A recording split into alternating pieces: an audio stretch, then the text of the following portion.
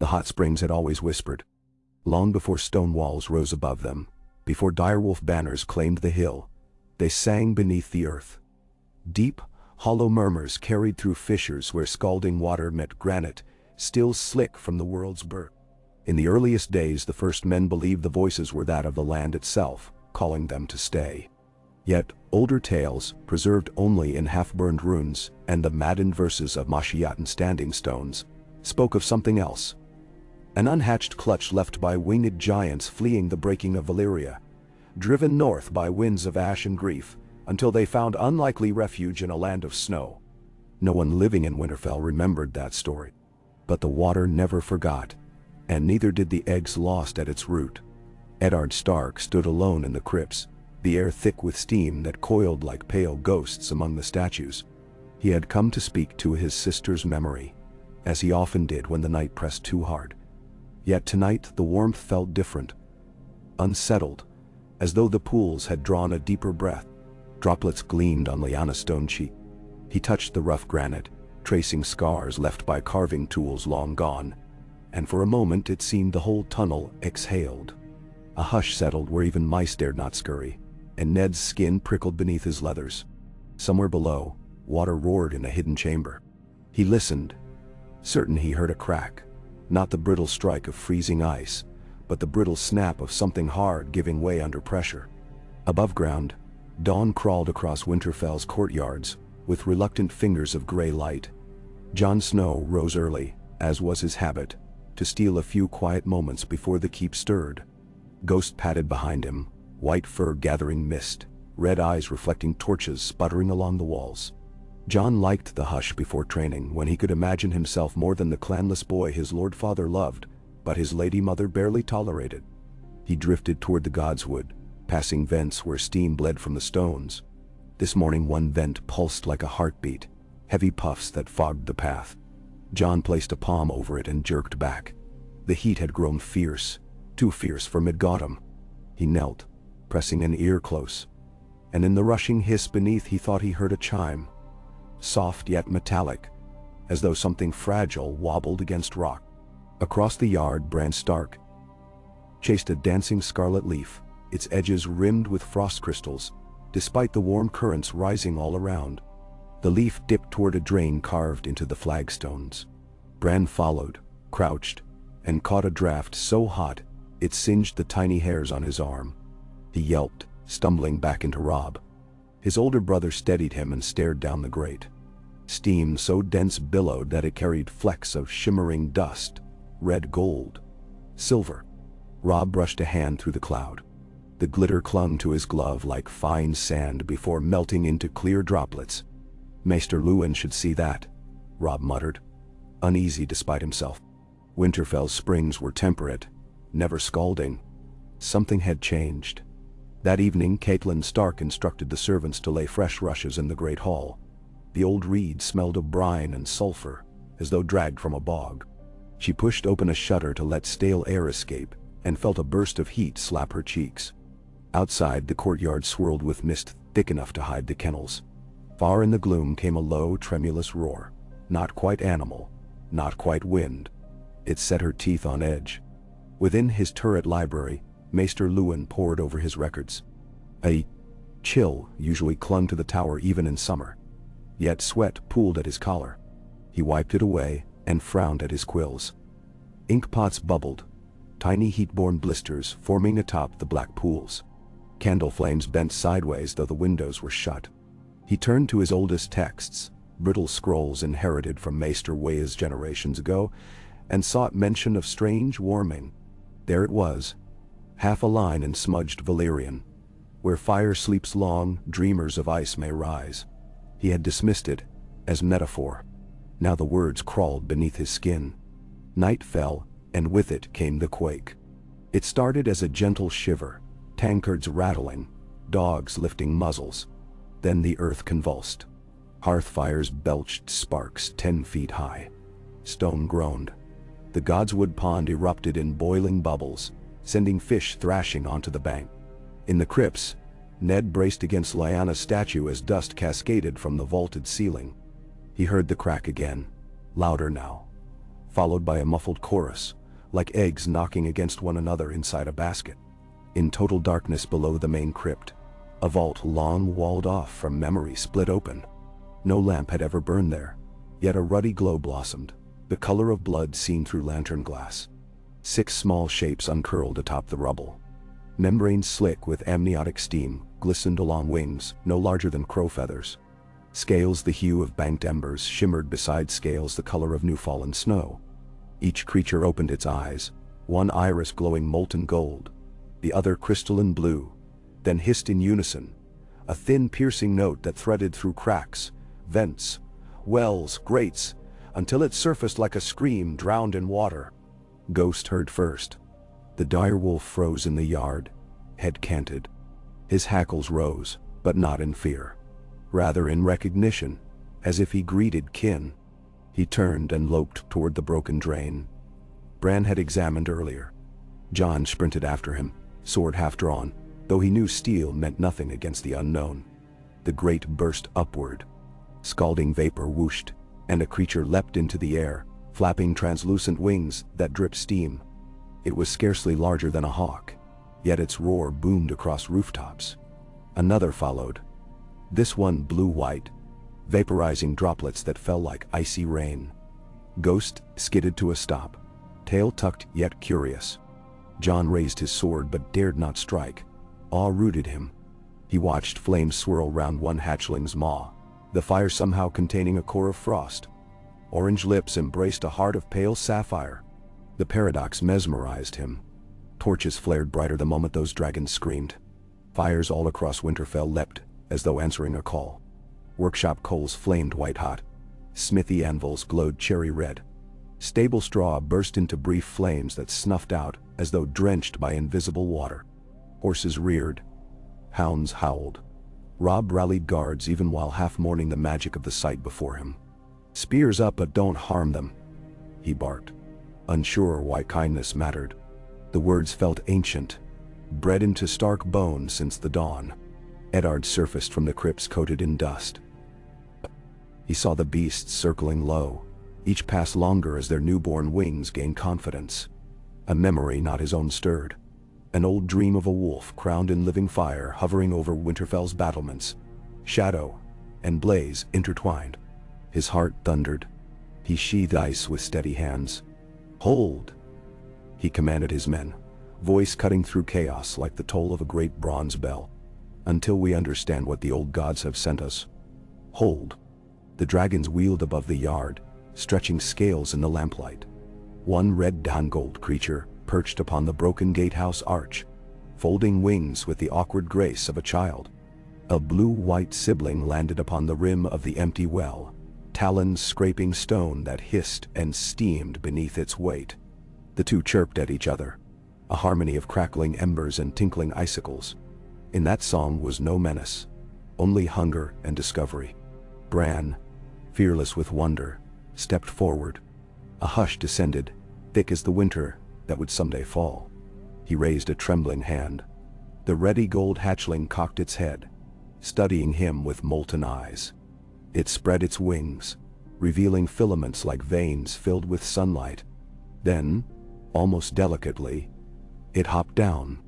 The stone between them sizzled where its feet touched, yet Bran felt only warmth brushing his shins. Catelyn gasped, torn between shielding her son and letting the miracle unfold. The dragon sniffed Bran's fingertips, exhaled a tiny plume that smelled of cinnamon and snowmelt, and pressed its brow against his palm. In that instant, a bond sparked. Visceral, unseen, as undeniable as blood. Bran's face lit with unfettered joy.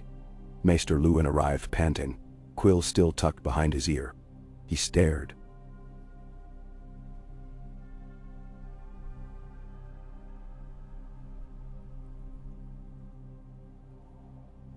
That god.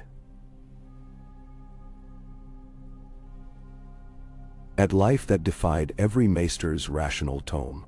By the seven, he whispered. A prayer unheard within northern walls. Then louder. Dragonspawn cannot survive this climate. They require volcanic, The blue-white hatchling answered by spreading wings, unleashing a gust of icy wind that crystallized droplets mid-air. It hopped from the well, sapphire eyes fixed on the wind, and let out a chuff of frost so cold the cobbles hissed, yet remained intact, cooling in a breath span. Fire and ice in equal breath, nurtured by Winterfell's juxtaposed springs. One scorching, one fed by glacial melt, allowed these impossible creatures life. Eddard approached slowly. "How many?" he asked. Robb counted aloud, voice hushed. "4 reds, 2 whites, father. They hatched from below. A clutch buried under our feet all these centuries," Lewin murmured, mind racing. The hot springs, the constant warmth. They slept in stasis until something roused them. Jon thought of his morning vent pulsing like a heart. He spoke without invitation, compelled by awe. They felt the castle's life. All the warmth, all the cold. Both at once, it woke them. Ned studied the lads. His trueborns and his bastard. Each colored by torchlight and dragonflame. All 3 faces shining with the same fierce hope. He imagined banners with wolves and dragons entwined. Imagined southern lords stunned silence. Imagined what power might do to his children if left unchecked. Yet the dragons were here, a truth no silence could smother. Snow fell that night, though the springs kept the courtyards warm enough to melt flakes before they touched stone. In the steamy darkness, the hatchlings roamed, exploring every crevice. Servants shrank against walls, whispering prayers. Yet the creatures harmed none, and when Ghost padded close, they sniffed him as though greeting a cousin, half remembered, from some ancient joining of sigils. By morning they nested in the godswood, curling under the weirwood's bona-white branches. Its red leaves fluttered though no wind stirred, bleeding color down upon scaled hides like blessings. Word traveled, as rumors do, faster than ravens. Manderley merchants halted wagons upon spotting a scarlet outline streaking over the tree line, jaws slack as coin purses. In the barrows of Rowanwood, a shepherd swore he saw a pale dragon chase the moon. Songs sprang up in taverns by week's end. The burning wolf, the frostfire litter. King Robert heard only the fragments that could not be snuffed out by wine or whores and laughed them off. But Varys listened and filed the knowledge behind half-lidded eyes. Queen Cersei's fingers tightened on her cup until ruby wine spilled across her knuckles. Back in Winterfell, life bent to accommodate legend. Maester Lewin spared the larger crypt chamber, converting it into a rookery of sorts. One half flooded with redirected hot water to mimic a volcanic caldera. The other half cooled by sluices of spring runoff chilled under the open night sky. The hatchlings thrived, doubling size within a fortnight. Scales hardened, wing bones lengthened. Voices deepened from chirps to warbles that rattled window panes. Eddard summoned trusted smiths to craft slow-release feeding troughs, stocked with smoked mutton, and barrels of lamprey, steeped in rendered fat. He oversaw barriers of ironwood to redirect flames should they grow wild. Yet for all precautions, the dragons seemed preternaturally aware of their destructive power. A red snapped at Bran's sleeve only to halt just shy of fabric, as though restraining its own teeth.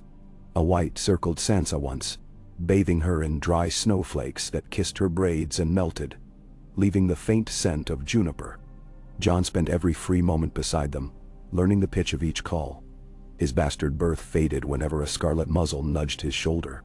He named one of the reds Wraithfire, for the way its flames ghosted blue at the edges. Bran named his chosen white Icy Thorn, because at rest, its scales caught light like frozen briars. Robb's red answered to Hearthblood. Arya, too quick for grown eyes, befriended a runt no larger than a goose and dubbed her Emberjack after some river fish in an old tale Ned once told. Rickon simply giggled whenever a dragon flapped by, tiny fists pumping the air. Catelyn watched, fear warring with pride. She had long guarded her children with mortal weapons, walls, swords, alliances, but now they rode a whirlwind none could corral. She dreamed of fire drowning her halls, of ice freezing her babes where they slept. Yet every dawn she returned to the godswood, and counted heads, and with each count the dread dulled, giving way to reluctant wonder. Perhaps the Seven had a plan stranger than any Septon sermon. One wind-scoured night, as Auroras rippled across the sky like river-borne silk, the eldest red attempted true flight. Its wings beat the air with thunder, and flame poured from its gullet, not in anger but propulsion, merging with the thermal drafts rising from the courtyard vents. Hearthblood soared above the battlements, scattering crows, before gliding back to perch atop the first keep, tail lashing like a banner. The applause of the stable hands echoed, mingling with Robb's triumphant shout. A hush followed when Hearthblood bellowed a note of territory, flame unfurling like a pennant of living magma. In that instant the castle understood. These were not pets. They were heirs of a power that toppled dynasties. Eddard stood beside Luwin upon the ramparts. If word spreads unchecked, every usurper, maester and sellsword will come clawing. His voice bore years of war scars. It will spread regardless, Luwin replied. Best we shape the tale ourselves. Fear grows in silence. Ned exhaled, the breath turning to fog that drifted down to the outer yard, where Jon stroked Wraithfire's neck. Then let the tale be one of guardianship, not conquest. Winter is coming, and with it, darkness. Our wolves now have wings of flame and frost. We must teach the children to wield them wisely, or they will burn the north as surely as any enemy. Nah. South of the neck, ravens already winged toward Old Town carrying Maester's sealed questions. Beyond the sunset sea, red priests dreamed of blue-hide worms coiled in snow. In the free cities, whores whispered to captains of mercenary fleets. And across the narrow sea, a silver-haired exile tilted her head when ship's gossip spoke of dragons, not bred of Targaryen blood. A tendril of hope lit her violet gaze, and for the first time she smiled at the sharp taste of jealousy. Yet here, in the steaming heart of Winterfell, none of that mattered to Jon as he lay beside the red scale of Wraithfire, eyes marveling at sparks, drifting up to join the stars. Snowflakes landed on his lashes, melted by reflected flame, and he felt balance between two elements that had never before shared a single breath. Somewhere deep within the keep, water roared over rock, coaxing more cracks in ancient stone. For every beat of Jon's heart, the hot springs echoed with another, older rhythm. Dragon heartbeats, growing stronger. Days bled into weeks. The dragon's shadows stretched longer at dusk, vast wing hosts sweeping across training yards and soldier drills. Archers learned to loose arrows around them, timing volleys so shafts arced safely beneath leathery sails. The blacksmith Mikken forged saddle fittings of steel and boiled leather, though none dared mount yet. Maester Luwin measured wingspans nightly, noting a startling symmetry. The red's membranes burned hotter as the white's exhalations grew colder, maintaining a thermal equilibrium that spared Winterfell from both wildfire and deep freeze. He scribbled frantic theories. Fire-breathing scaled by ice binding, a miracle symbiosis birthed by the dual heat of springs. Bran's bond with Icethorn deepened swiftly. In secret, beneath moonlight, he practiced silent commands, a whistle pitched to a child's hearing, a gesture of an open palm. The dragon responded with tilts of its horned head, talons tapping complex rhythms on stone. Bran felt its mind brush his own, curious, ageless, longing for open sky. He dreamt of flight, of wind tearing tears from his eyes as Winterfell dwindled below like a toy keep. When he woke, he swayed on his feet, heart in his mouth, as though he had truly soared. Jon discovered something stranger still. While tending Wraithfire, he felt warmth flood his arm each time he stroked along the spine, a warmth that lingered, embers flickering beneath his skin long after he returned to the barracks. That warmth shielded him from the cold. Snowflakes that struck his coat hissed away. He kept quiet, unsure whether to fear or cherish this gift. Robb, ever practical, drilled with a spear tipped in dragon glass. Sparks danced when Wraithfire grazed its edge, fusing glass to iron in swirling petals. He imagined a cavalry riding beneath dragons, spears glowing red-hot upon descent, and a grin tugged his mouth. A battle wolf's grin, wary yet eager. Eddard sent ravens north to White Harbor, to Bear Island, to Carhold, summoning lords sworn to his house for a moot. He wrote no details, only urgency. Winterfell claims a discovery that may secure our realm's future. Come prepared to witness marvel. He feared the clamor, yet delaying truth invited betrayal when rumors twisted into dread. The first to arrive was Lady Mage Mormont, bare cloak crusted with road snow. She stumped into the yard just as Emberjack leapt from Arya's arm to snatch a vole mid-scuttle. Lady Mage's eyes widened like moons, yet she only barked a laugh. "7 take me, Ned Stark," she boomed. "You always said the North hides old powers. Never guessed you meant to hatch them under your bloody floors." Wordless, Ned led her to the Godswood. When the weirwood's red eyes reflected 6 draconic forms, Lady Mage knelt. Perhaps for the first time in her life, not before a king but before the impossible. More lords followed: genial Wyman Manderly, lean Rickard Karstark, dour Galbart Glover. Each reacted differently: wonder, calculation, fear, but all understood one truth. If dragons defended the north, southern crowns would hesitate to bleed northern soil. Allies saw strength, enemies saw provocation. Ned felt the weight settle on his shoulders like a mantle forged of ice and flame. That same night Bran could not sleep. He crept to the crypts, torch in hand, drawn by a pulsing heat that seemed to drum through the flagstones. He found a new fissure in the sealed wall where the eggs had lain.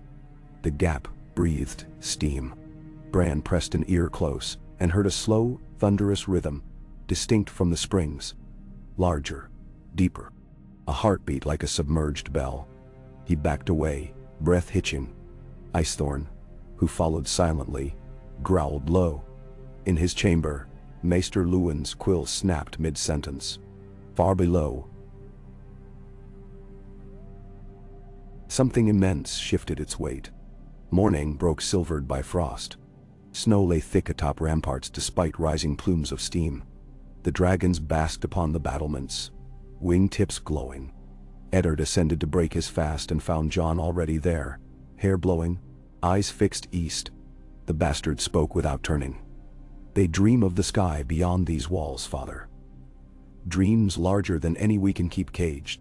"They are not caged," Ned answered softly. "They choose to stay. For now." "They feel the wall," Jon murmured. "Feel what waits beyond. I think they were made for it." Ned shivered though sunlight warmed his fur cloak. He saw vision after vision. Dragons sweeping above the wall, melting the ice where others might climb.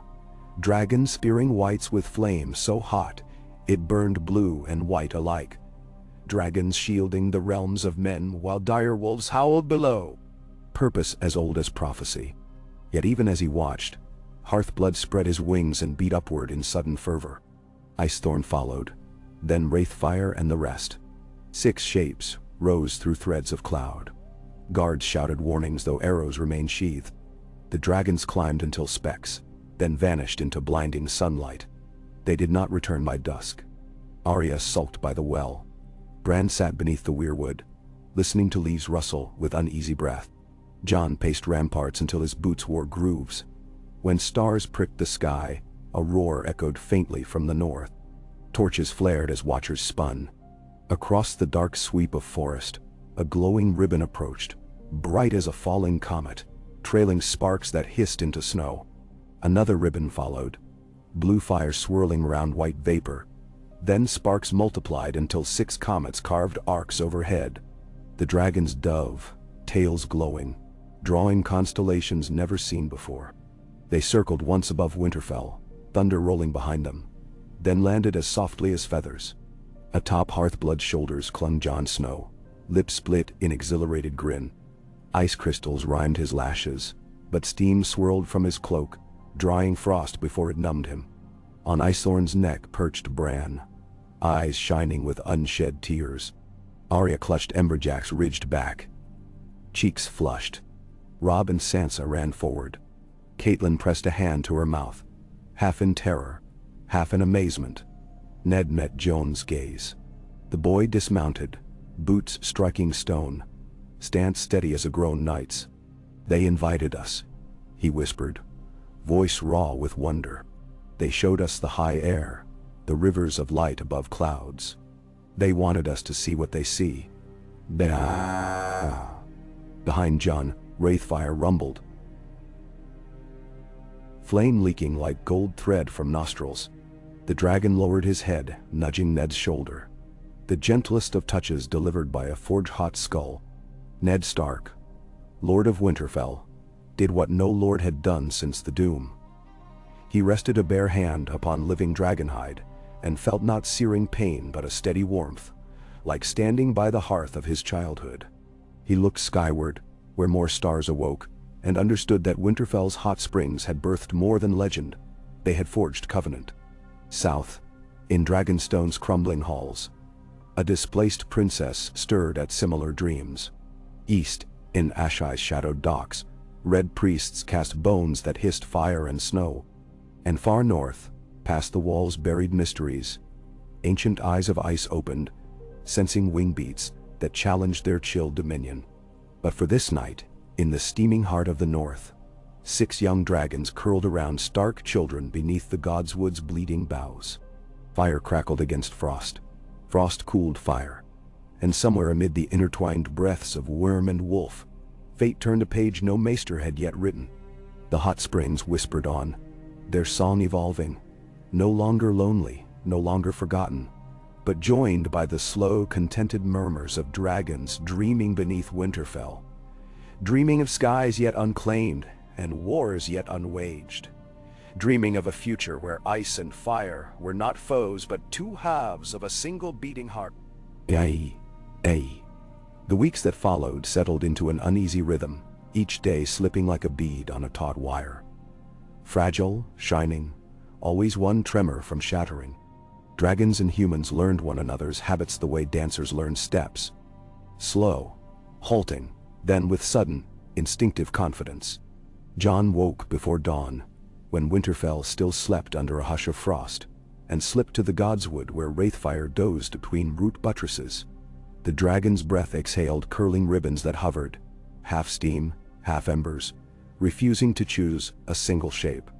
Jon traced runes in that glow, old First Men letters he barely knew, hoping some ancient blessing might guard them both. Wraithfire's eye cracked open, the pupil a molten slit, and a low rumble passed through scales into Jon's chest. It felt like an echo of his own heartbeat, amplified. Robb trained Hearthblood in gentle spirals above the training yard. They practiced altitude crawls, climbing, stalling, descending in slow corkscrews, until the dragon's wing beats synchronized with Robb's steady exhalations. Between passes, Robb drilled spearmen to pivot shields when dragon shadow swept overhead. Twice a day he reviewed objectives with Sir Rodrik. How infantry must avoid panic beneath aerial eyes. How archers should time their loosing to ride slipstreams wraithfire created. Sir Rodrik, never cowed by new steel, adapted faster than most. Yet even he confessed to feeling younger men's tremors when Hearthblood's silhouette skated across his visor. Bran wrote charts of Isothourn's growth on wax tablets. Wing measurements, fang length, frequency of frost breathing, ambient temperature fluctuation after each exhalation. Maester Luwin helped him reduce these to numbers they could track, an empirical net trying to catch a myth. Sometimes Bran abandoned the ledger and simply watched Icethorn chase snowflakes. The dragon twirled on translucent wings, each twist rendering the air crystalline for an instant, as though the boy could taste starlight on his tongue. Sansa spent evenings in the library, copying out Valyrian lullabies she found in cracked volumes Eddard once brought from King's Landing. Her voice, hushed to avoid stirring servants, carried through the corridors in lilting cadences. The dragons would tilt their heads when her notes drifted into the yard.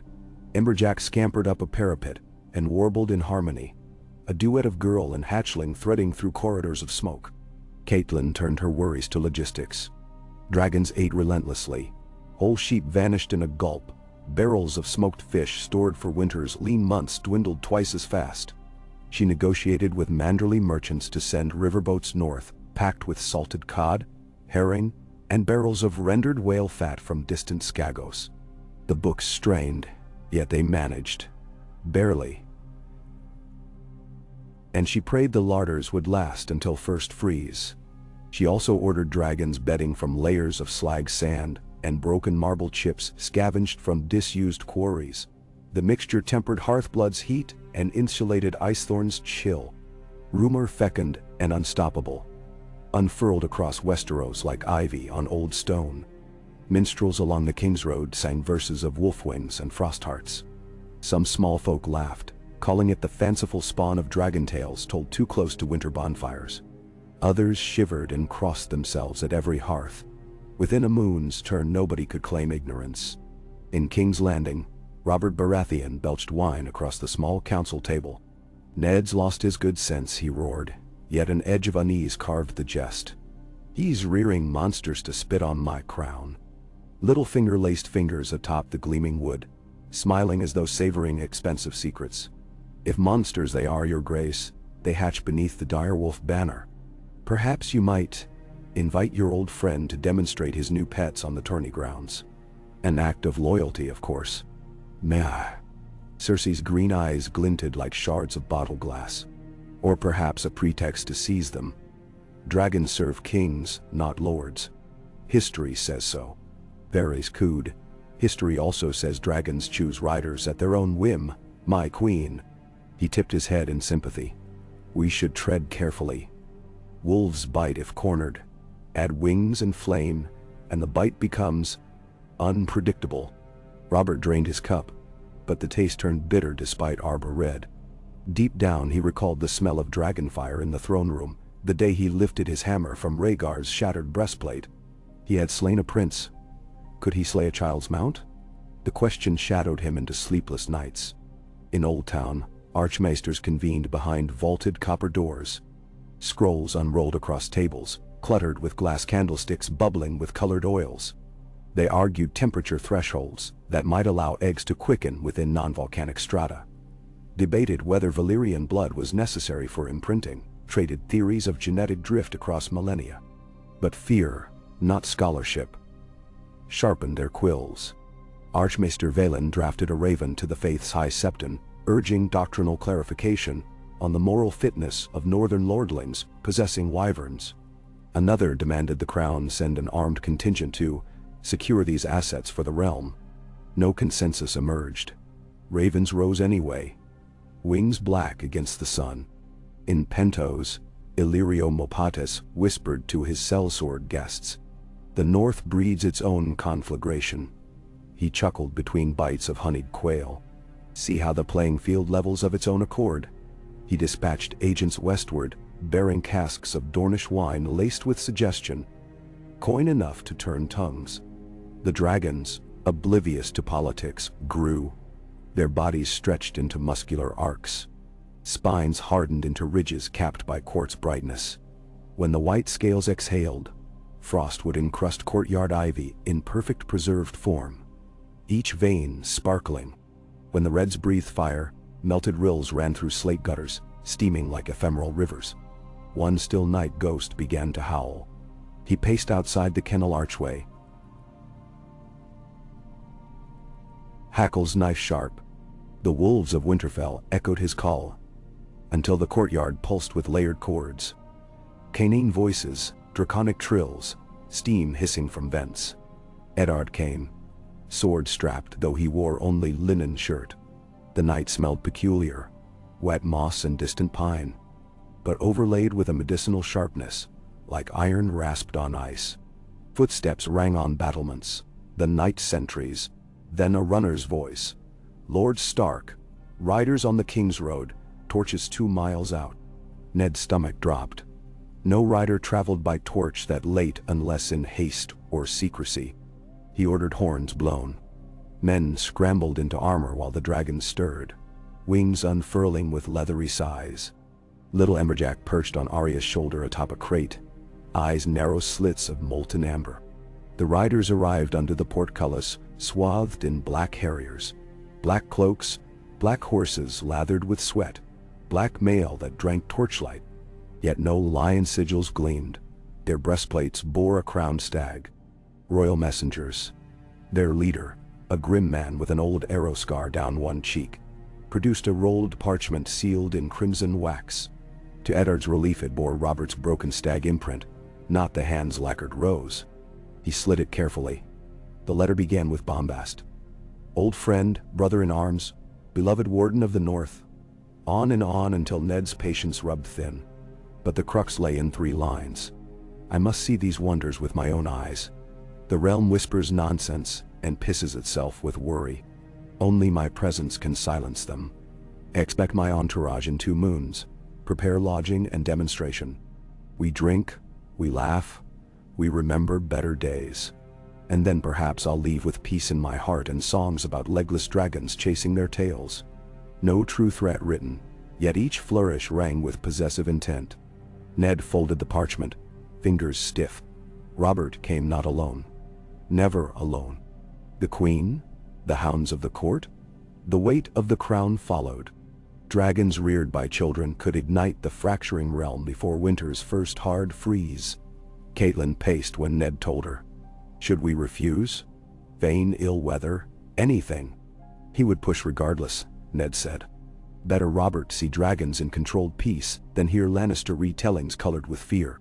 What of the Queen? That's a spear to parry when it thrusts. Preparations commenced. Courtyards cleared. Stables doubled capacity. Stores tapped for rare Dornish vintages. But behind each practical order lay covert ones.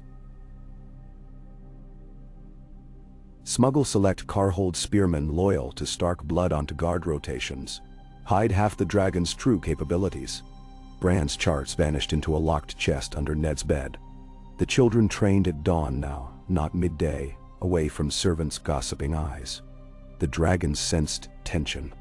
Hearthblood's flames burned shorter but hotter, tinged with unsettled blue. A furnace turned to its highest uncertain setting. Icethorn's breaths lengthened into bitter gusts that rhymed door hinges, freezing timber until cracks spiderwebbed along lintels. Wraithfire grew restless, wings flicking sparks at any loud clang the smith's hammer produced. One afternoon, Robb guided Hearthblood into broad swoops over the godswood, when a sudden stutter passed along the dragon's spine. Muscles locked mid-wing beat. Hearthblood wheeled off balance, spiraling toward the kennels. Robb clung, pressing heels into shoulder joints the way Jon had discovered steadied Wraithfire.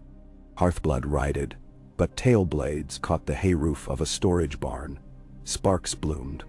Flames swallowed thatch, leaping high enough to ignite lingering forging coals on the adjacent balcony. By the time men formed bucket lines, half the barn roared. Melted pitch dripped like lava across cobbles. The fire break held, yet smoke curled for days, visible from countryside hamlets. Travelers whispered of hellish glow above Winterfell. Rumor again, emboldened by flame. Ned scolded Robb, but self-loathing already hollowed the boy's gaze. They're growing faster than our lessons, he admitted, voice cracked. We train at child's pace while they leap seasons in a week. Ned set a hand on Robb's shoulder. We will match their pace. We must. That night he convened council. Himself, Catelyn, Maester Luwin, Sir Roderick, Great Jon Umber, Lady Mage Mormont, and 2 others sworn by oaths older than Andal's. They gathered in the solar around ironwood table maps. Sir Roderick proposed chain leashes anchored in bedrock. Luwin countered that restraint could sour dragons' instincts. They might lash out unpredictably. Umber suggested forging armor plating to direct flame away from rooftops.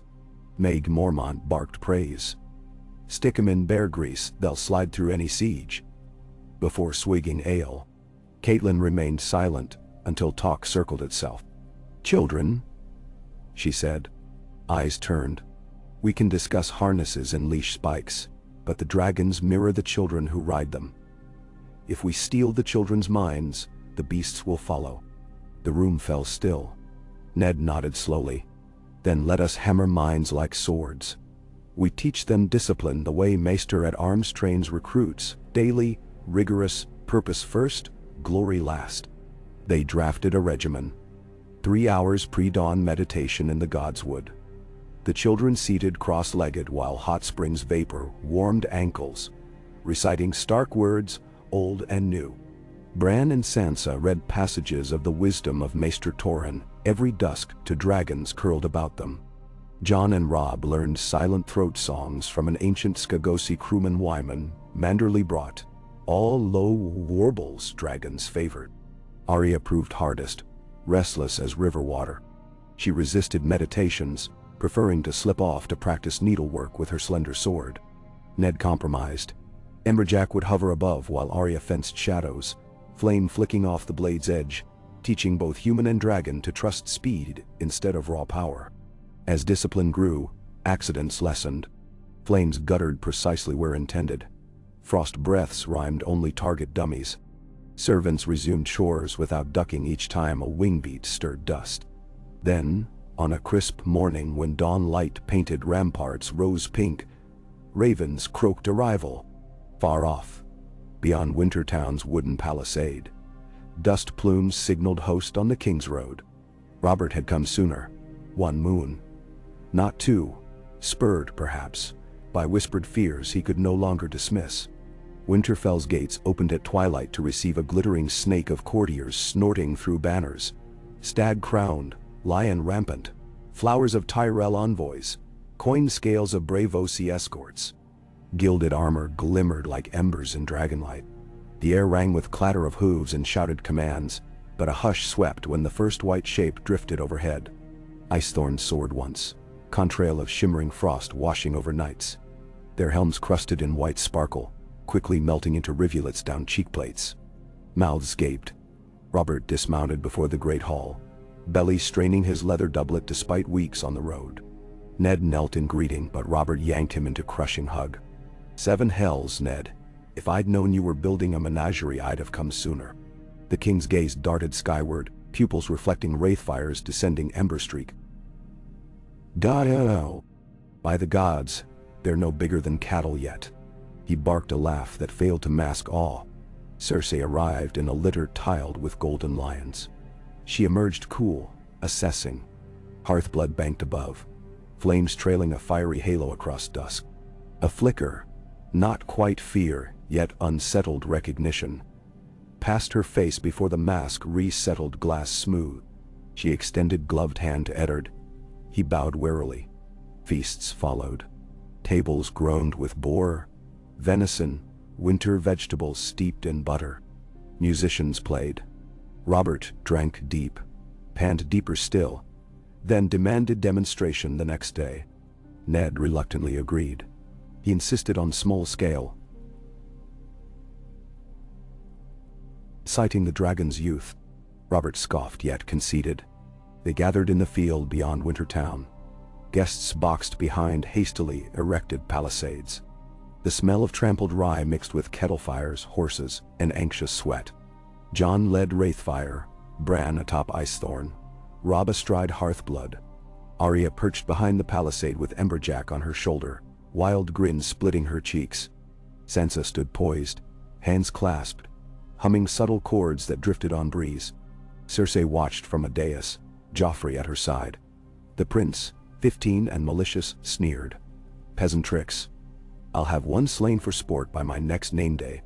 Robert cuffed him lightly, more fatherly than disciplinary, but enough to shut the boy. Hearthblood took off first.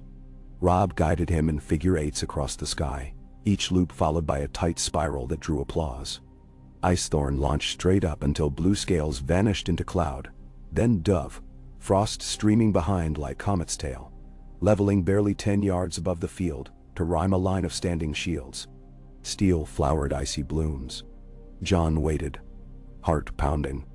When Wraithfire leapt, Jon felt blood thrumming in synchrony. They climbed until land spun away. Jon nudged left. The dragon banked. He urged downward. Wind roared past ears. At 300 feet he loosed a command grunt.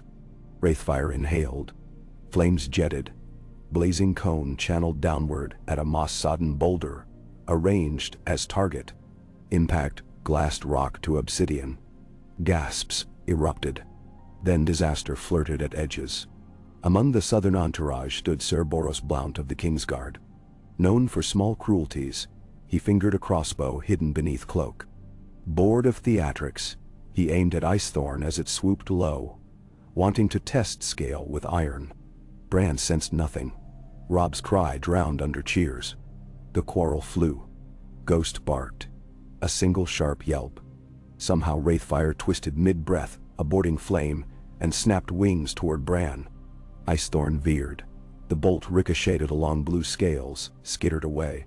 Not lethal, but dangerous. Dragons reacted before humans processed. Hearthblood roared a note that rattled palisades. Icethorn snapped jaws, exhaling frigid mist toward the shooter's platform. Frost engulfed Cerberus' crossbow, encasing it and parts of his forearm in glassly prison. He screamed as skin burned from cold. Robert surged to feet. By all the bloody gods who loosed that bolt. Ned's voice carried like hammer strike. Who indeed? Cersei's gaze flicked to Boros, narrowed with contempt. Fool, she hissed. Jon circled overhead, scanning for more threats. Seeing none, he signaled Wraithfire to land. The dragon's claws hit soil with thunderous concussion that shook cups on the dais. Wraithfire lowered head until hot breath wavered over Boros, melting frost enough to free him, only for Bran, guided by a flick of Ned's hand, to swing Icethorn round and seal the crossbow again, reburying it in ice. Message clear. Rescue tempered by justice. Robert descended dais steps, red in face. He seized Blount by collar, nearly lifting full plate off ground. Did I command this? Answer. Blount babbled about curiosity. About proving a point. Robert hurled him into mud. Remove him from my sight. Strip his cloak. He dishonors the white. Shock rippled among the court. Kingsguard stripped by royal order rarely occurred. Never publicly before smallfolk. Joffrey blanched. Ned watched Robert, wondering if his friend felt fear at last. The kind that awakened caution. That night tension coiled beneath feasting pretense. Wine flowed, but conversation stuttered. Queensguard stood sentinel -1 cloak. Lannister knights clutched goblets taut enough to whitening knuckles. Stark bannermen hovered near entrances, hands on hilts. In the inner yard, children gathered around dying cookfires. Bran whispered of the bolt. Arya cursed southern fools. Sansa wept quietly, fearing war. Jon sat silent. Wraithfire curled behind like a furnace. He felt weight settling, a responsibility bridging childish awe and adult consequence. Later, as moon rode high, Ned received Cersei in the dim solar, no attendants save once. For courtesy. She wore crimson velvet, gold hair loose along shoulders. Her perfume masked sour wine. I will speak plainly, she said. Your children are sweet, but sweet children grow into ambitious adults. Dragons magnify ambition. No. Ned met her gaze. Ambition need not destroy realm. It may protect. Perhaps, she allowed. Voice silk. But power attracts those who covet it. She laid a scroll upon the table. Velvet ebony ribbon sealing. Old Volantine contract. Claimed by my grandfather's factors 90 years past. It states dragons, if hatched within a holding of House Lannister by any means, belong by right to Casterly Rock. Ned snorted in disbelief until she smiled with razor subtlety. Words matter, Lord Stark. Our lawyers can twist them sharper than Valyrian steel. Them's one. He unrolled the parchment. Archaic Valyrian script referencing seizure rights, restitution values. She was bluffing. Eggs had hatched beneath Winterfell, not the rock. Yet the document would feed rumors, complicate loyalties, muddy smallfolk understanding. Lies best cling to kernels of truth. Robert wants peace, she murmured. I want security. Give us 2 hatchlings, 1 red, 1 white, raise them in the capital. They will cement alliance, your family keeps the rest, still unrivaled in north. Realm sleeps easier. Ned breathed, slow. Hand touched hilt of dagger at belt, then fell away. He saw in her eyes the same hunger that once lit Ares' golden irises before madness swallowed them. He chose restraint. I will answer tomorrow. She dipped a nod, withdrew. Her steps melted into corridor hush. Ned sat long after candles guttered. He replayed decades. Robert's rebellion, Lyanna's sepulture, the promise of quiet days he hoped for his children. And now dragons perched at windows, claws scraping his future into uncertain runes. At dawn he found Jon sharpening Longclaw, even before Old Bear would gift it. Jon borrowed the castle's training bastard sword but used it like priceless heirloom. Strokes firm. Ned watched his bastard son, back straight, profile carved by early light. Milk steam from distant springs curled round his boots. War may come, Ned said. Jon did not pause. It always does. Do you fear it? I fear what it will make of us. Ned nodded, acknowledging wisdom born of winter nights, spent half outsider. If war comes, you must command your dragon beyond pride. Wraithfire is no tool of self-worth. Jon sheathed sword. He is a companion. I will not waste him on childish boasts. Then thou. Ned stared into eyes so like Lyanna's it hurt. In that moment, decision crystallized. He would not yield hatchlings to prop a queen's vanity. He would send them away. Somewhere cold enough to slow growth, safe from claws of politics, until children matured. He trusted only one place. At dusk, lords gathered in the crypt corridor, before Bran the Builder's statue. Torches flickering against carved faces of long-dead kings. Ned stood with Catelyn, Luan, Roderick, Maege, Wyman, and the Stark children. He told them his plan. Robb and Bran would ride Hearthblood and Icethorn north beyond the wall, escorted by Night's Watch Rangers loyal to Benjen Stark. They would deposit eggs, two still dormant, discovered days earlier in deeper fissure, within hidden caverns of the Frostfangs, where volcanic vents warmed pockets of ancient rock. Those eggs would slumber until required. The two riding dragons would remain under watch protection at Craster's Pass, far from southern reach. Training where wildlings served as occasional observers, but little else. Jon and Wraithfire would stay, guarding Winterfell. Emberjack, likewise. The white hatchling Glimmerkiss, so named by Sansa for its prismatic scales, would accompany an envoy to White Harbor, poised to patrol coastline and deter Ironborn raids. Divide our power, Ned concluded, so none may seize all at once. Each piece defends another. Catelyn gripped his hand. She feared sending boys north but understood calculus. The children accepted with gravity. Bran glowed with excitement. True exploration. Robb swallowed anxiety but squared shoulders. Sansa vowed to perfect songs that calm dragons when distance frayed bonds. Arya pouted at being left but perked up when Ned promised her a scouting role. Map secret glens where Emberjack might roost along the King's Road should emergency require swift southern ride. Robert took news with begrudging acceptance. Ned framed it as altruism. The Night's Watch, starved of men, gains weapon to curb ranging wildlings. You gain peace of mind. The majority remain far from court intrigue. Robert, half relieved, half chagrined, clapped Ned's back. You always were damnable honest. Gods help me. I trust you. Dan. Cersei's gaze hardened. She whispered to Jaime that wolves hid fangs behind snow-white smiles. Jaime's laugh rang hollow. He'd seen Hearthblood's claws. 2 weeks later, before dawn's gray flame, Hearthblood and Icethorn lifted from Winterfell, carrying Bran and Robb, escorted by a dozen black-cloaked riders on horses below. The dragons beat across snowy sky, silhouettes swallowing starlight. People of Wintertown spilled from cottages, eyes uplifted, lamp flames guttering tears on wind-burned cheeks. They bore witness to legend forging. Jon watched from rampart, gloved hand resting on Wraithfire's neck. A pulse thrummed between them like tethers spun from destiny's loom. Deep in crypt fissure, water drummed on rock. Steady, patient, like a smith tapping sword edge waiting to taste first blood. 2 eggs glowed faintly, one swirling crimson, the other luminous crystal blue. Somewhere beyond mortal hearing, heartbeats answered. In the far north, where white wastes silenced even distant memory of dragons, something ancient stirred at novel warmth. Blue flames guttered inside eye, sockets of a king long dead, and an army of cracked ice limbs shifted. Blank faces turning south toward first dawn, colored in shades of living fire and living frost. So the board reset. Wolves upon wings, lions sharpening quills, stags straddling barrels of fear and ale. The dead stepping lightly beneath auroras. and all across Westeros.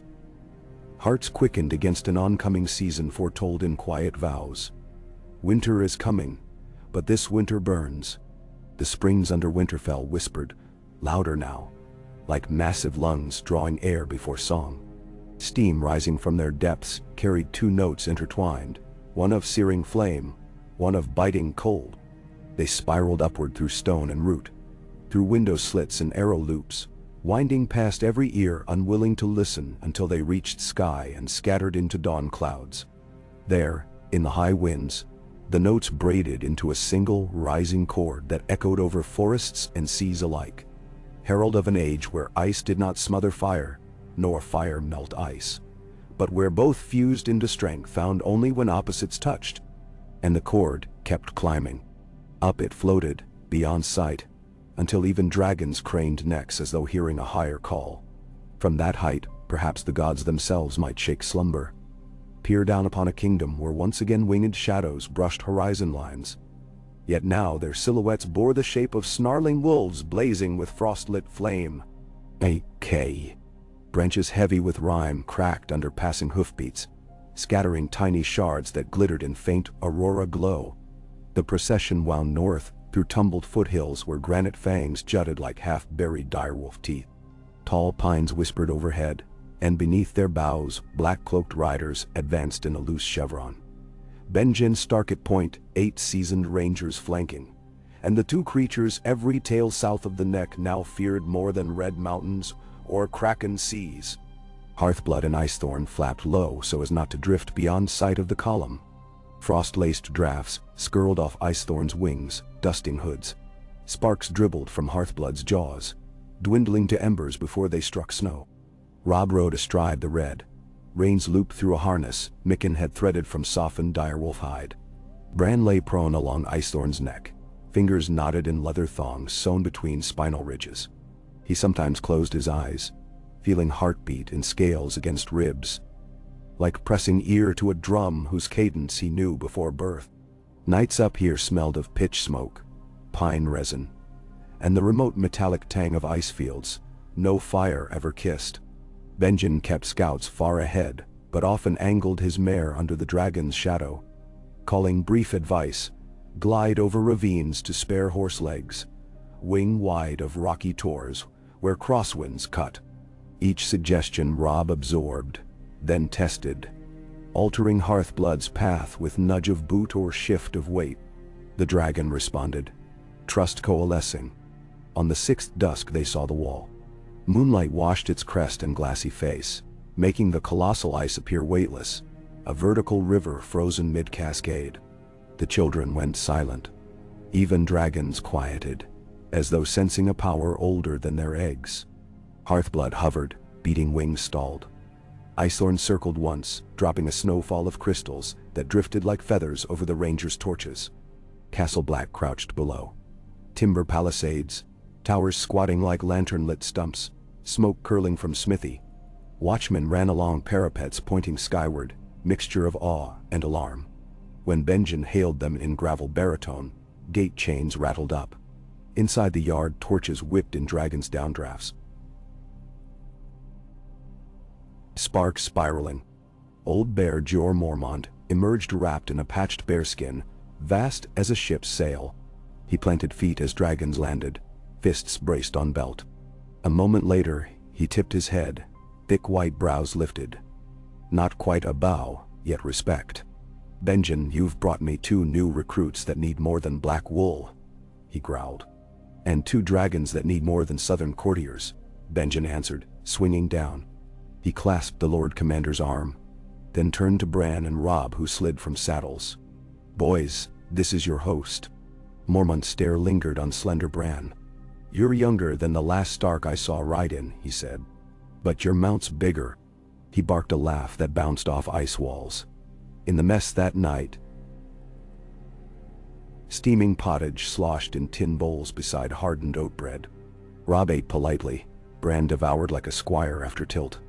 Men of the watch crowded benches near enough to gawk, but not break decorum. Their eyes flicked from dragons stabled beyond shuttered windows, still visible by glow flaring each time Hearthblood snorted, to the pale-haired boy with Maester's ledger tucked under armpit. Bran fielded questions.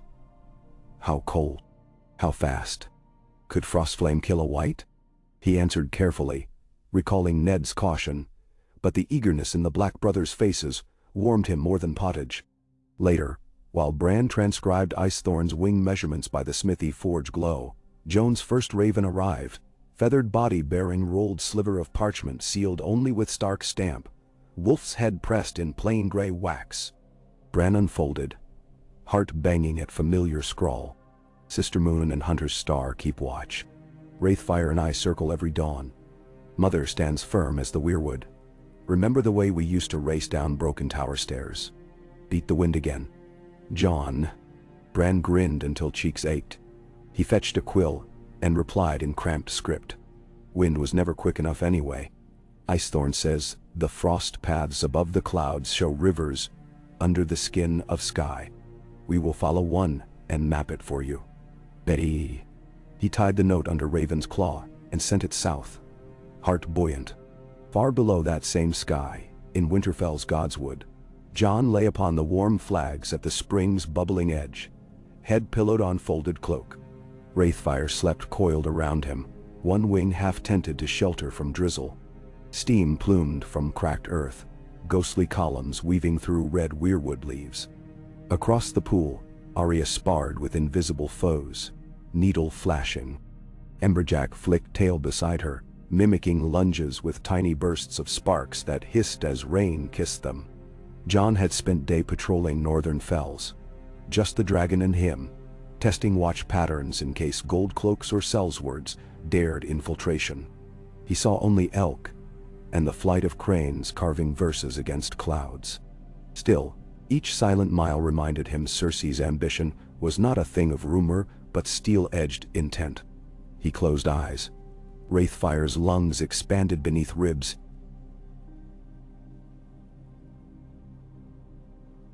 Heat thrumming into Jon's back. The bond soothed, yet thoughts eddied. Robert's departure had seemed amicable, but his queen remained a fortnight after, drawing maps with restless fingers, measuring courtyard spans with predator's gaze. She had left eventually, claiming urgent council business, but not before dispatching 3 gift wagons of southern vintages, one of which concealed scrolls coated in ink that only revealed under lemon water. Varys' informant, they discovered, posed as footman unloading the casks. Catelyn exposed him by accident when a dragonling sniffed his satchel and snarled at concealed vial of manticore venom. He fled. Crossbows felled him at gate. Message obvious: Southern Court would poison as quickly as parley. Shrouded in steam, Jon whispered to Wraithfire without words. "Guard me, I'd guard you." The dragon's tail thumped once, like answer. Next day, Mikken presented Jon with a spear 6 feet long. Its dark ash shaft had been soaked in springs, rendering it stone hard. The head forged from star-falling metal, a sliver of the sky iron the Umbers once traded south, kept a serrated edge that hissed when quenched. Mikken called it Frostfire Fang. For the rider who stands between flame and friend, Jon practiced drills in inner yard while Wraithfire hovered, observing. By noon, the dragon emulated each thrust with darts of controlled flame, guiding without scorching. Guards watching from walls murmured they saw a dance of season and storm. Sansa labored over scrolls of songs in the library vault, whose lowering ceiling dripped condensation from dragon heat above. She discovered one parchment partly consumed by silverfish. The remaining verse spoke of ashen worms of the first dusk who sang star vespers that lulled children to sleep. Intrigued, she transcribed phonetics, smoothing cadence into northern idiom, then ventured to Godswood and sang it to Glimmerkiss. The white hatchling cocked head, keened softly, and exhaled frost so gentle it left Sansa's braid dusted but unharmed. She named the song Moonfall Lullaby, and thereafter dragons often napped whenever she hummed the opening measure. Weeks passed, winter edging but not yet arrived. Then ravens returned from Castle Black bearing grim tidings. Benjen's party had reached Frostfang foothills and established refuge at an ancient, half-collapsed watchtower redubbed Frostgate. In surrounding valleys, the dead roamed again in 2s and 3s. moving southward nightly. Rangers had dispatched a handful, but corpse fragments failed to burn, ice clinging like vindictive armor, requiring dragon flame or ice thorn's white-hot frost fire for destruction. One letter concluded, "We hold for now, but the wind itself feels hostile, as if breathing things unknown." "Ben?"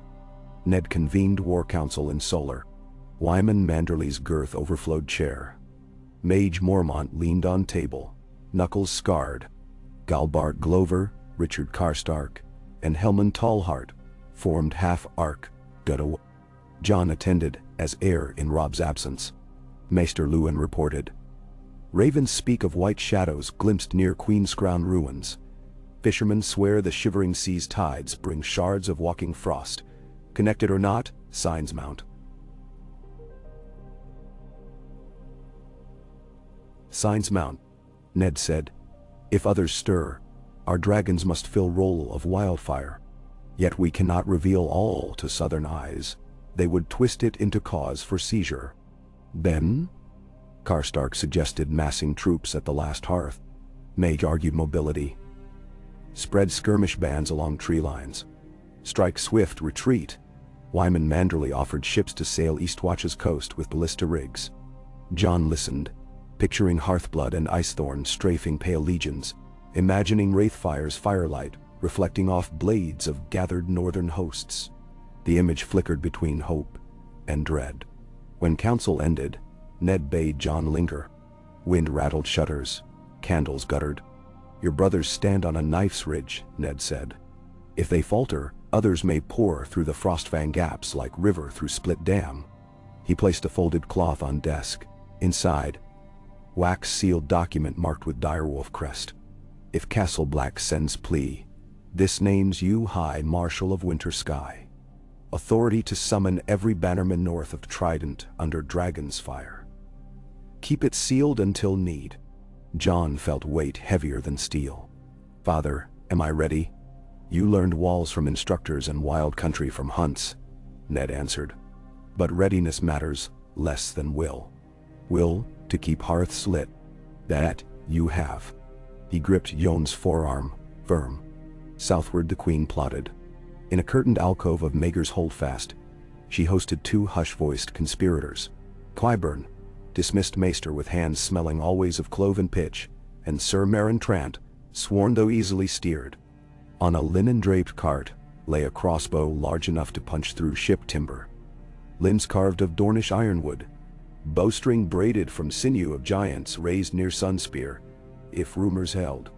Qyburn detailed alchemical bolts tipped with a dull gray metal mined at Old Giz, heavier than lead, bitter to dragonhide. "It drinks heat," he whispered. Lips cracked. "Should flame lick it, energy bleeds outward into shaft, not inward. A dragon's breath would feed its own murder." Cersei traced fletching with fingernail. "One shot." She mused. "Well placed. Topples the northern card tower." Her mind's eye saw Robb Stark plummeting. Dragons scream cleaving skies as crimson as Lannister cloaks. Then another image. Blonde curls of her dead firstborn surfaced, and she pressed the memory flat beneath years of malice. "When next they parade their beasts, we unveil the lion's roar." "Leave timing to me," Qyburn said. "We must lure the quarry south." "How?" Sir Meryn asked, wary. Qyburn produced sealed letter bearing little fingers, mockingbird. Sigil . Gold makes creative nets, but nets woven of coin cannot catch wind-ridden omens. On last night of second moon past Robert's departure, Sansa dreamt she walked across snow-crust hardened glassy, where each step chimed like struck crystal. The moon stood full, but its face mirrored the weirwood. White carved visage bleeding red sap tears. From sky drifted ash and feathers intermingled. She reached for a feather. It dissolved into thin frost that pricked skin. At her feet, a dragon skull half buried in ice cracked open. And from eye socket rose a single direwolf pup made of flame blue and white. It howled once, a sound both child and ancient. She woke, heart stuttering. Dawn peered gray. She hurried to Maester Lewin. breath clouding corridor air. He listened, frowning. "Dreams guide sometimes," he said, "especially when dragons enter them." He unrolled star charts and cross-referenced last full moon, then next. Pupils shrank as lines aligned. "There's an eclipse due in 4 nights. If such visions are portents, they point to confluence, heat and cold shadow overlapping." He advised Ned, who dispatched 3 riders to White Knife Valley to scout for uncanny phenomena. They returned with trembling accounts. Pools rhymed solid under midday sun. Rabbits charred black where none but lightning could strike. Luminescent motes drifting above barrows. Ned reread Bran's last letter. Icethorn tasted air heavy with iron. He resolved to send Wraithfire John and a small retinue to Eastwatch to deliver supplies and gather bearings. John prepared swiftly, a satchel of frost-glass-headed spears, dried venison, maps. Sansa handed him scroll of lullabies. Should Wraithfire need calming, should shadow cover moon? Arya pressed small dagger into his boot. "For close mischief," she said.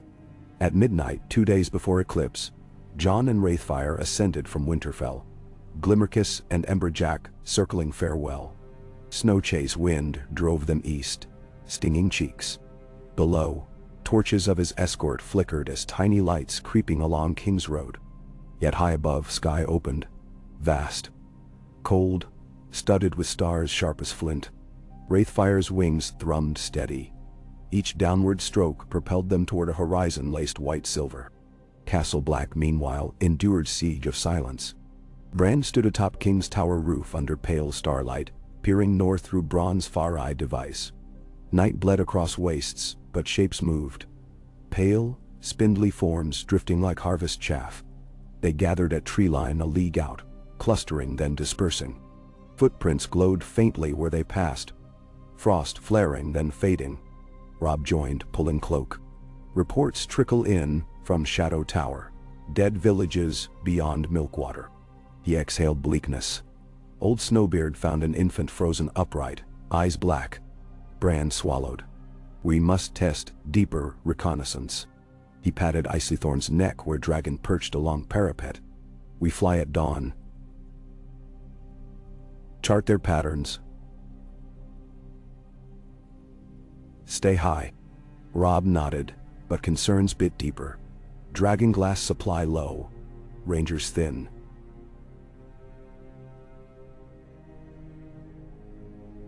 Hearthblood restless, as though yearning to ignite skies and challenge. Jor Mormont grudgingly approved a scout flight, but insisted on 2 men per tower, manning alarm horns. Before hour of pale sun, Icethorn and Hearthblood leapt beyond wall rampart. 2 streaks slicing dawn gloom Dalgoltsi. Frostfire and Emberwake shimmered. Bran steered wide arc while Robb ascended, shivering though dragon heat bathed legs. They crossed haunted forest canopy, wind gliding between snow-swept pines. At foot of ice-clogged gorge, they spotted first band. Whites, maybe 20, clustering around something. An obelisk half-sunken. Robb urged Hearthblood to circle, studying. The whites jerked heads skyward, tracking shadows. Hollow eyes burned cerulean. Bran felt prick along spine. Other presence. Icethorn tilted wings. From deeper woodline slithered taller figure draped in ragged cloak of ice plates. Antlers of hoarfrost crowned its skull.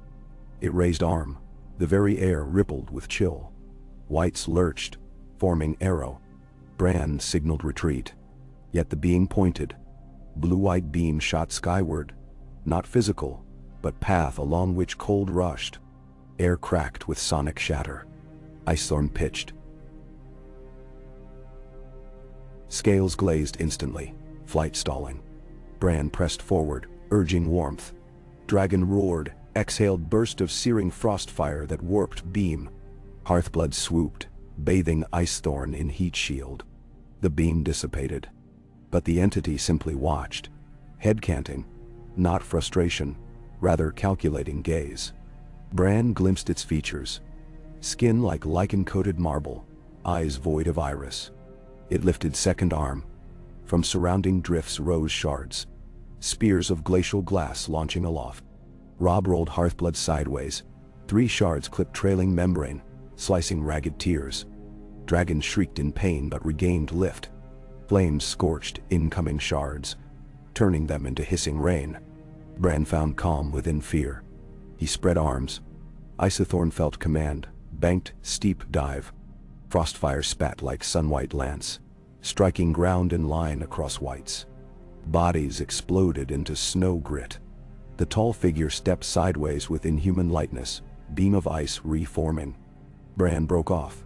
They climbed, streaking south. Hearthblood followed, wings limping but strong enough. They crossed top of wall as horns blared. Men rushed along catwalks, bows knocked though useless at height. Bran slid from saddle, legs rubbery. Robb sagged. Their report to Jor Mormont left Hall cold, as the thing I'd seen. Other, the old bear muttered, voice dry. Not white. A lieutenant of their kind, maybe chieftain. Rangers murmured curses older than families. Mormont struck table. We hold. Send Raven to Winterfell. East Watch, Shadow Tower. Prepare tar cauldrons, dragonglass stockpiles. Training for archers to rapid switch arrowheads. Ban. Robb glanced at Bran's trembling hands. They steadied only when Icethorn's muzzle nuzzled his sleeve.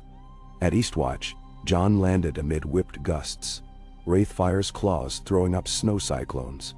Cotter Pike strode out smelling of salt and boiled ale, half-drunk eyes blinking at dragon light. Benjen's ravens say dead things stir like crabs under low tide, he greeted.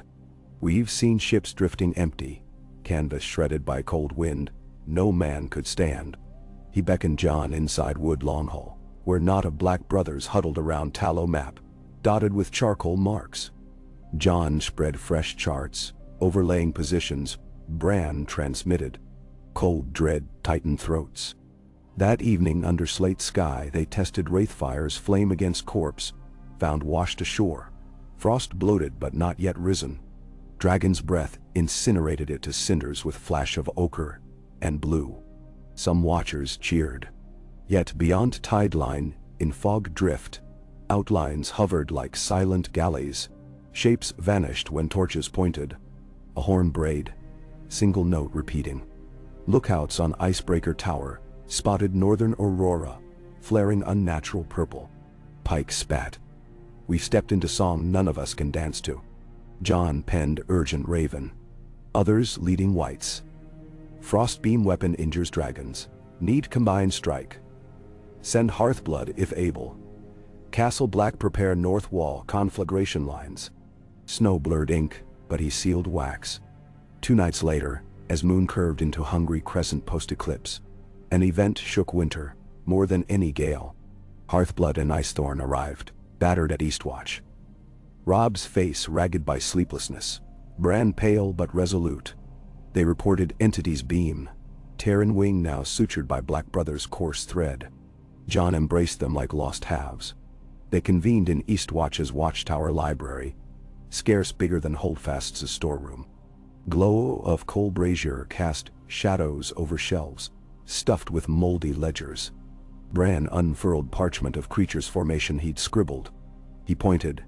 The commander used ice as conduit. If we disrupt energy before beam forms, we save dragons. He traced vectors with charcoal. Icethorn's frostfire and Hearthblood's flame together created interference, melt and refreeze cycle that shattered beam's cohesion. He looked at Jon. We need Wraithfire's heat to amplify the disruption. Robb nodded. We lure it down gorge where sides confine beam, compressing path. Then we hit from 2 angles, break weapon, retreat. Simple. Jon huffed a cracked laugh. Simple as walking on water. They planned through dawn. Cotter Pike granted men. Dragonglass-tipped scorpions. Barrels of oil. Bran sketched valley. Jagged granite horns, frozen stream. Vantage ledges for crossbow rig. Morning they flew to Death Tom Pass, narrow canyon worn by centuries of meltwater. Rangers hauled scorpions up ridges, setting lanyards. Hearthblood roared down gorge, drawing echo. Icethorn cut loops overhead, trailing frost contrails. Wraithfire circled high, hiding sun glare. Hours crawled. Snowflakes drifted paradoxically upward then down again. The air convulsed. Trees at canyon mouth rattled. The commander stepped out, cloak crackling like brittle glass. Behind it, a mass of whites shambled, forming ranks along ridge lines. Sun dimmed behind passing cloud. Momentary dusk blanketed. It raised hand. Beam latticed outward, blue lightning frozen. It struck gorge floor, rebounding into walls which mirrored into fractals. Hearthblood darted, bathing beam root in magma breath. Icethorn dove opposite, exhaling frostfire ring. Beam buckled, flickering. The commander thrust second arm. Shards whistled. Wraithfire dropped, wings cupping wind. Jon aimed spear, shouting wordless challenge. Dragonfire cascaded. White-hot column meeting. Icethorn's frigid plume at beam's nexus. A thunderclap exploded. Shards of ice vaporized into mist. Gorge floor cracked, geysering steam and slush. The commander staggered, for first time seeming less than ethereal. It lifted eyes, now swirling storm. Wraithfire banked, jaws opening. Then something unseen struck. Dragon jerked. A second beam lanced from ridgeline where second figure stood. Smaller, feminine perhaps, ice-crowned slender. The bolt grazed Wraithfire's flank. Scales black-red turned gray, brittle. Dragon roared agony, losing altitude. Jon clamped thighs, guiding toward ledge while Hearthblood dove to intercept second commander. Flame streaming. Ranger sprang traps. Dragonglass bolts thudded into whites, shattering them. Oil pots ignited as Wraithfire's stray flame triggered fuse lines. Canyon mouth filled with sheet of roaring fire. Still, the two commanders advanced, moving with preternatural grace through conflagration. Frost halos extinguishing flame inches from cloaks. Jon landed near crashed Wraithfire. Dragon struggled but rose on three limbs. Gray patch crept along flank, turning scale chalky. Jon pressed palm, heat faint. Desperation surged. At belt hung Sansa's lullaby scroll. Madness, but he tore seal, recited syllables that shimmered in memory of library hush.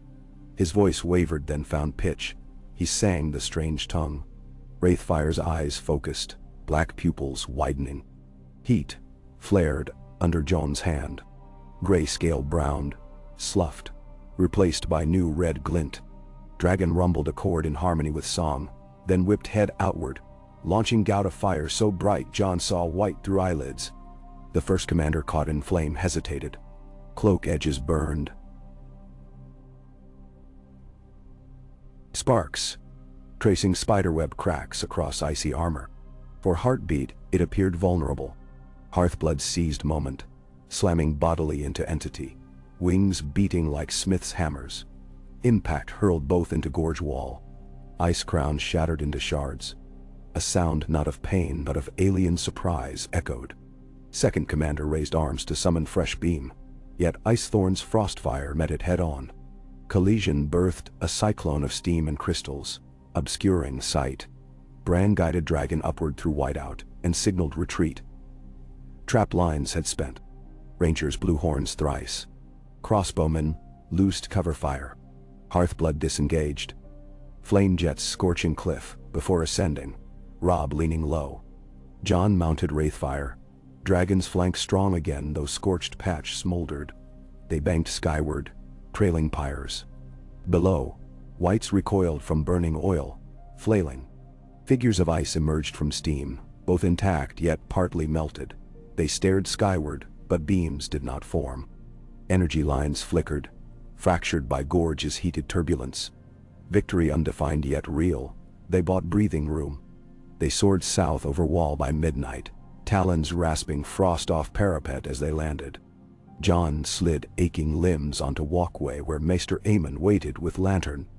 The blind man's cataract eyes turned toward heat and said softly, "I smell hope in the ashes." In Winterfell, ravens delivered coded message. Beam broken, commanders bruised, dragons bruised, but burn. Prepare great host. Ned pinched bridge of nose. He commanded horns blown. Riders galloped to every holdfast. War drums rolled across north. Sansa heard horns while tending infirmary. Patience sat upright, understanding deeper than words. Arya raced along corridors, needle clattering. Catelyn walked curtain wall, gaze fixed on rising moon. That night Ned knelt beneath weirwood, head bowed. He whispered to old gods, offering blood from small cut on forearm to seal oath. I will bear cost, see winter through. He rose as snow began a steady fall, each flake sizzling where it touched warm vents. Above him steam and snow mingled. Mirror of dragon's union, coiling skyward as new omen.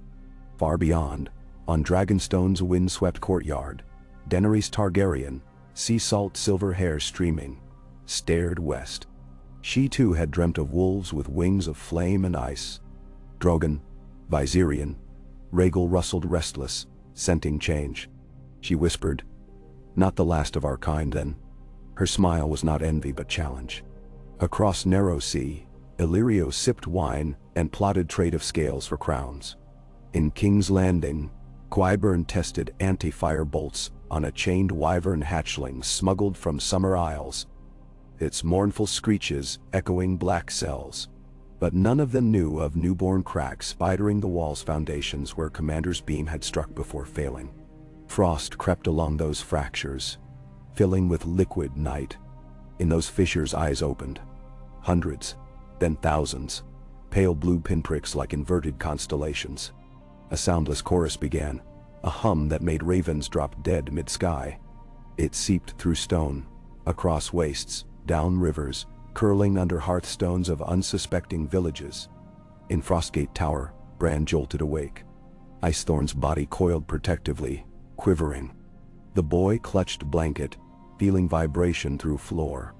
A gnawing certainty etched thought. The commanders had not retreated. They had shifted assault to the wall itself.